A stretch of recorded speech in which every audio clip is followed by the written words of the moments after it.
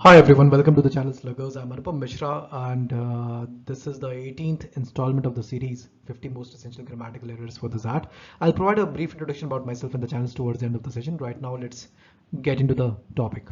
See, guys, this is not a random list of 50 most essential errors, essential grammatical errors that we have created. There's a certain process that went behind it. And for those of you who want to understand what the process was, I've created a different video where I explain that in detail, and you can check that video out by clicking on the cue card here on the top. Okay, all right. Then let's. Okay, so let's start with this error. By the way, guys, with this error, we are moving on to the topic of modifier errors. In the last video, we completed the more tested error types of the topic of articles. Okay, so we are moving on to modifier errors here on, and we're starting with the dangling error, uh, dangling modifier, the errors of dangling modifiers. Okay, the first, and then this is best demonstrated by reading a sentence, by reading these sentences. Look at the first sentence. It says, passing by the country roads, the marvelous building of the classic church was clearly visible. Now, we might be able to gauge the sense of what the author wants to convey here, that if you pass by the country roads, the marvelous building of the classic church, it's clearly visible, it's beautiful or something maybe. But what's wrong with the sentence is that there's no subject involved here, right? Passing by the country roads, who's passing by the country roads, right? So this modifier passing by the country roads is, there's nothing that this modifier has to modify in order to modify, right? So that's why we call it the case of dangling modifiers. The modifier is left dangling without any purpose. It has nothing to modify. And in such cases, often what happens is that it ends up modifying whatever it comes next to it, right? So it might even, in this case, might sound like passing by the country roads, the marvelous building. That means probably, maybe it was the marvelous building that was passing by the country roads. Okay, maybe not in this case, but that point is better demonstrated in this case. Look at sentence B. It says, after completing the assigned work, the television was turned on.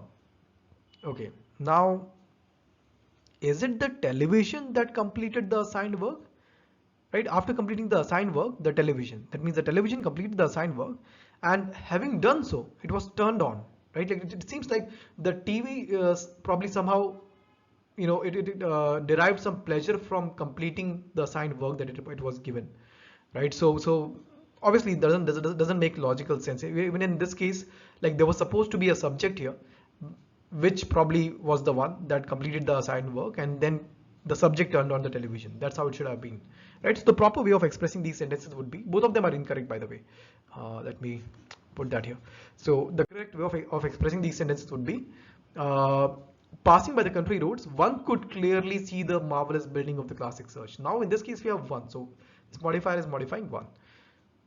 Sentence B, after completing the assigned work, Charlie turned on the television. So Charlie is the one who completed the assigned work and then turned on the television, right? So now it makes sense. So yeah, I hope that's clear.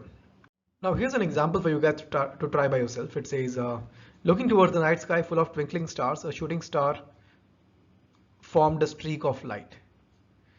Okay, it seems like a okay, I'm not supposed to tell you the answer. Like, let me know if you think this question if this sentence is correct or not, and if it is not correct, try to rectify it in the comments. Okay.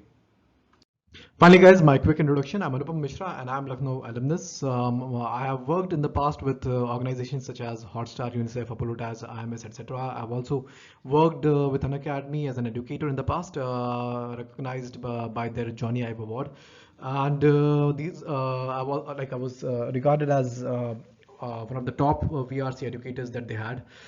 These are my CAT credentials, and Sluggers is basically my endeavor to plug in all the crucial gaps that I believe there are in the test prep industry, starting with the CAT exam. Okay, now, yeah, so that's about me. Do move on to the next era. Okay.